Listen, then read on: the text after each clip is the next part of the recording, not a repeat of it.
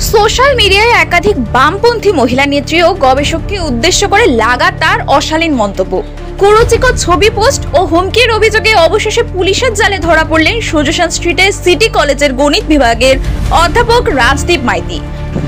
শনিবার এসএফআই এর কিছু ছাত্র অধ্যাপক মাইতিকে কলেজের সামনে থেকে ধরে সোজা নিয়ে যান আমহার্স্ট স্ট্রিট থানায়। সোশ্যাল মিডিয়ায় সেই ঘটনার ভিডিও ভাইরাল হয়েছে। অভিযোগ, অধ্যাপক রাজদীপ মাইতি বহুদিন ধরেই সোশ্যাল মিডিয়ায় বাম মহিলা নেত্রী মীনাক্ষী মুখোপাধ্যায়, দীপশিতা ধর ও ঐশী ঘোষের ছবি পোস্ট করে কুরুচিকর মন্তব্য করে আসছিলেন। শুধু তাই নয়, গবেষক অদ্রিজা রাহাকে ও একাধিকবার ব্যক্তিগতভাবে হুমকি দিয়েছেন বলে অভিযোগ উঠে এসছে। ঘটনা তদন্তে নেমেছে পুলিশ। কলেজ কর্তৃপক্ষের তরফেও এই বিষয় নিয়ে ব্যবস্থা নেওয়া হতে পারে বলে সূত্রের খবর।